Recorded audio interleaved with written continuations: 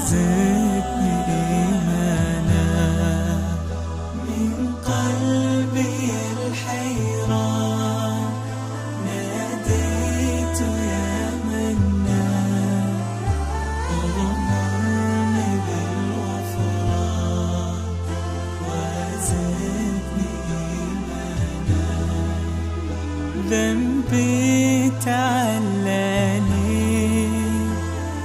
للذل أرداني ذنبي تعلاني. بیننده های عزیز، اگر در هفته های گذشته با ما بوده باشید، ما در برنامه زلال ایمان روی موضوعات ایمان پرداختیم. البته ارکان ایمان را مجملا ذکر کردیم که ایمان دارای 6 رکن می باشد که در حدیث جبریل و همچنان در آیات زیاده از کلام الله مجید به آن ارکان اشاره شده است و آن ارکان وارد شده است. از جمله ارکان 6 گانه ایمان، رکن اول و اساسی ترین رکن ایمان به الله متعال بود. سپس ما گفتیم که ایمان به الله متعال یعنی چی؟ ایمان آوردن به الله متعال چه مواردی را ما نیاز داریم در باب ایمان به الله متعال؟ در این باب گفتیم چند چیز باید مد نظر گرفته شود در ایمان به الله متعال. چیزی اول این بود که باید ما به وجود الله ایمان داشته باشیم که به اللهی که ما ایمان داریم یک ذات موجود هست. درباره وجود الله متعال یا اثبات وجود الله متعال دلایل متعدد را ذکر کردیم. اگر فراموش نکرده باشید، دلیل اولی که برای اثبات وجود الله متعال که یک ذات مدبر کائنات و خالق کائنات یک ذات هست، الله متعال، اولین دلیلش گفتیم فطرت هست. البته آیات قرآنی هم به این صراحت دارد و احادیث زیاد در این باب صراحت دارند که یکی از دلایل وجود الله متعال فطرت هست. فطرت سلیم یک انسان خودش گواهی و شهادت بر این میدهد که الله وجود دارد. البته استاد سلیمانی عزیز گفتن شاید بعضی ها این را الان قبول نکنند، اما در یک وقتی از زندگی هر انسان به این حقیقت پی میبرد و فطرتش آن را وادار میسازد که باور بکند الله وجود دارد.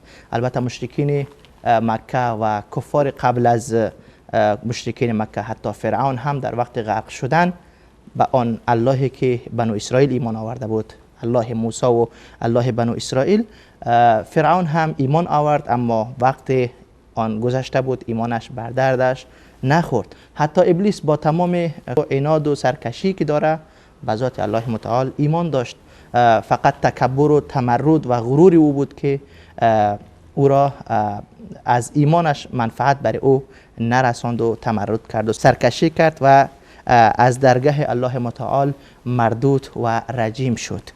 و دلیل دیگری برای اثبات وجود الله متعال، استاد سلیمانی عزیز اشاره کردند که آیات و نشانه های فراوان در کائنات، در مخلوقات الله متعال، در آسمان و زمین، حتی در ذات خودمان، همین جسد 1.5 متری یا کم و بیش که ما انسان ها داریم، اگر فکر بکنیم هزارها هزار دلیل برای وجود یک ذاتی هست که آفریده است و این همه کائنات را با یک نظم خاص میچرخاند.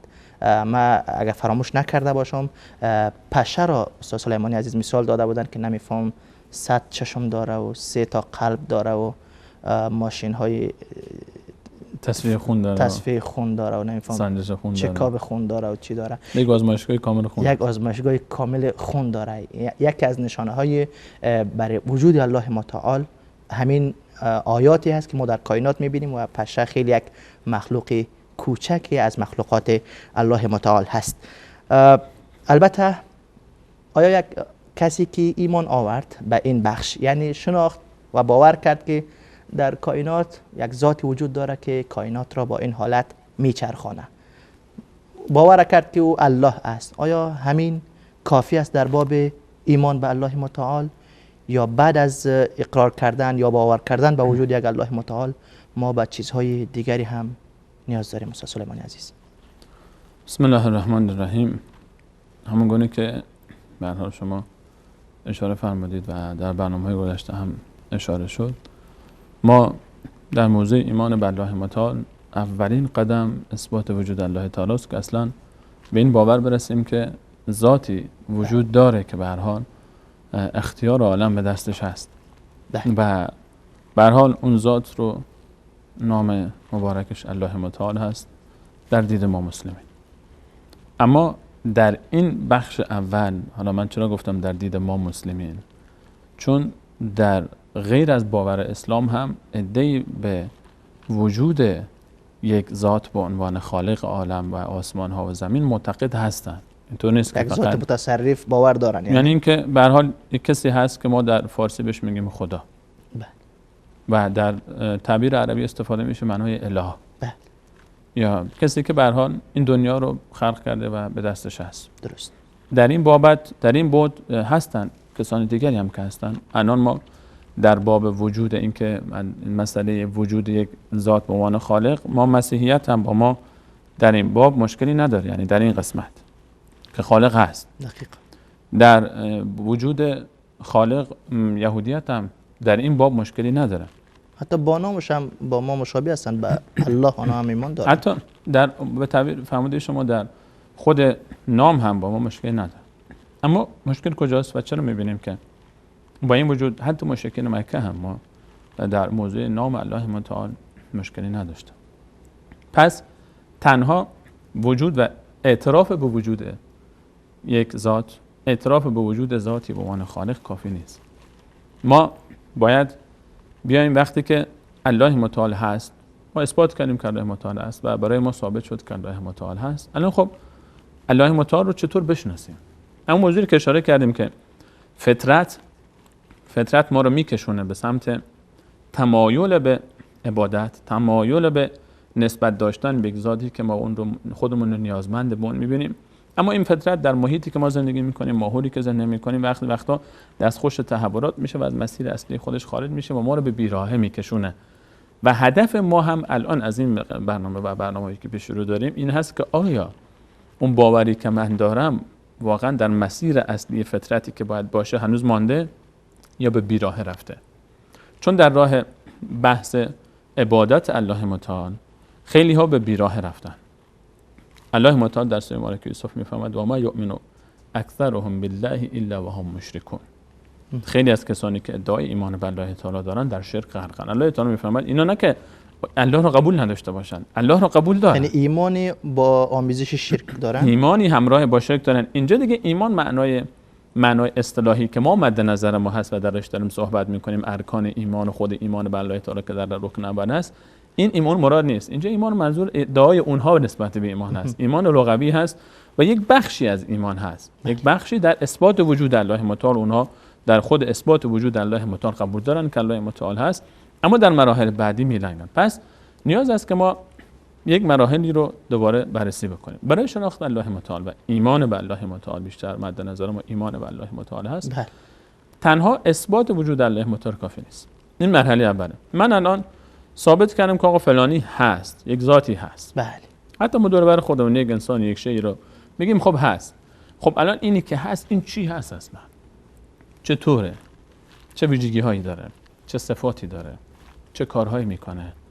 و من چطور این رو میتونم بشناسم؟ چطور میتونم باهاش ارتباط برقرار کنم؟ ما درباره الله متعال بعد از اثبات وجود الله متعال خیلی جاها گله میکنه از بندگانش و ما قدر الله حق قدر. الله رو اونگونه‌ای که باید بشناسن نشناختن. نمیفهمد الله رو نشناختن، اصلا منکر وجود الله متعال هستن. برخی ها الله رو قبول دارن اما اونجوری که باید بشناسن نشناختن، به همین خاطر به بیراهه رفتن. ما در موضوع بحث الله متعال برای شناخت الله متعال، خب الله متعال رو نمیبینیم. شاید این سوال برای کسی پیش بیاد، من الله متعال رو نمیبینم، چطور بشناسمش؟ ما برای شناخت یک ذات نیاز به شناخت صفاتش داریم. خب ما صفات الله متعال رو چطور بشناسیم؟ صفات الله متعال از کجا میشناسیم؟ ما الله متعال رو اگر نمیبینیم و صفاتش رو خبر نداریم، ما هر صفتی یک فعلی از اون صادر میشه. ما میگیم آقا مثلا فلانی انسان خیلی زرنگی است. بله. خب این زرنگی رو ما از کجا فهمیدیم؟ ما این زرنگی رو که نمیتونیم ببینیم در وجودش. ما به تنهایی خود این زرنگی یعنی یک چیزی نیست که یک گوشه مثل دست باشه، مثل پا باشه که بگیم آها این زرنگی، نیا کن اینم زرنگی. یا فلان خیلی مهربانه. این مهربانی رو ما از کجا بچشم می‌بینیم؟ نمیخوره. دقیقاً. مهربانی خود صفت مهربانی دیده نمیشه. دقیقاً. خود صفت ذکاوت و هوش دیده نمیشه. خود صفت عدل، فلانی انسان عادلی است، ما این صفت رو نمیبینیم. این رو ما در عمل میبینیم. حتی علم طرف علم داره، ما این علمش از کجا میبینیم؟ نمی‌بینیم. طرف از ظاهرش که نمیشه فهمید عالم است. اما وقتی که صحبت میکنه، وقتی که سخن میگه، ما میفهمیم که این آدم این صحبت برگرفته از یک علمی است. وقتی که طرف برخورد میکنه به اطرافیان، رفتار میکنه، در رفتارش، در اعمالش، در کارهاش ما میفهمیم که این فلان صفت در وجودش هست یا نیست. مهربان هست. فلان صفت رو داره یا نداره. الله متعال افعالی داره، کارهایی ما اونها رو نسبت میدیم به الله متعال که این افعال بی حسابن، همونطوری که صفات الله متعال بی حسابن. صفات الله متعال بی حد حسابن. اسماء الله و صفاتش برخلاف اون چیزی که ما فکر میکنیم 99 تاست و مشهور شده که اسماء الله متعال و صفاتش 99 تاست، اما ما در این باب باز به تفصیل بیشتری صحبت خواهیم کرد. انشاءالله. این مقوله دقیقی نیست، بلکه اسماء الله متعال خیلی بیشتر از اینه. دقیق. طبق حدیثی که رسول صلی الله علیه و سلم فرمود که من بار الله میخوانم تو رو به کل اسم هو لک، هر اسمی که مال شما سمیت بهی نفسک، خودت رو معرفی کردی با اون اسم، او علمته لاحد من خلقک، یا اینکه اون رو یاد دادی به یک کسی از خلق خودت، او استأثرت به فی علم الغیب عندک، یا اینکه اصلا نزد خودت در علم غیبت نگه داشتی و هیچ کسی هم تعلیم ندادی. دقیق. این هم نشان از این داره که پس چون صفات الله متعال بی حساب هست و خارج از شمارش ما و ما خیلیشون نمیدونیم، این افعال هم افعال الله متعال بی حساب است. اما در شناخت افعال الله متعال چند نکته بسیار مهمه که ما برای شناخت الله متعال باید بدونیم که در قرآن کریم وقتی که میایم، خب ما الله متعال رو از کجا میشناسیم؟ باز خود صفات الله متعال رو که باز افعال الله متعال صادر از صفاتش هست، ما اینها رو از خود کتاب الله متعال و کلام الله متعال میشناسیم.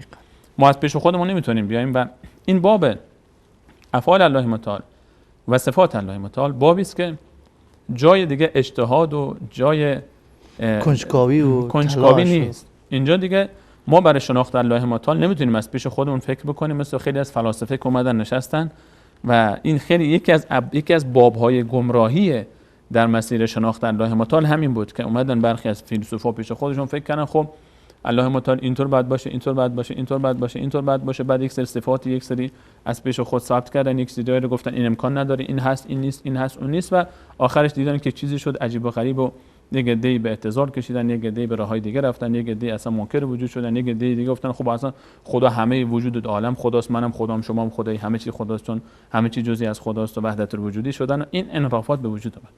ما چاره‌ای نداریم جز این که در خلال آیات کلام الله مجید بریم به شناخت الله، قرآن کریم برگردیم. فقط قرآنه که برای ما معرفی میکنه الله متعال که از سوی خود الله متعال است. دقیق. و قرآن است. ما در بخش اثبات وجود الله متعال هم که صحبت کردیم که فطرت هست، که آیات و نشانه هست، خلقت آسمان زمین است، پشه مثال زدیم، همین ها الله متعال در قرآن برای اثبات برای ما مطرح میکنه. اما وقتی که از مرحله اثبات یک مرحله میریم بالاتر، ما در بحث افعال الله متعال، ما در قرآن وقتی که بررسی میکنیم افعال الله متعال دلالت داره بر چند نکته بسیار مهم.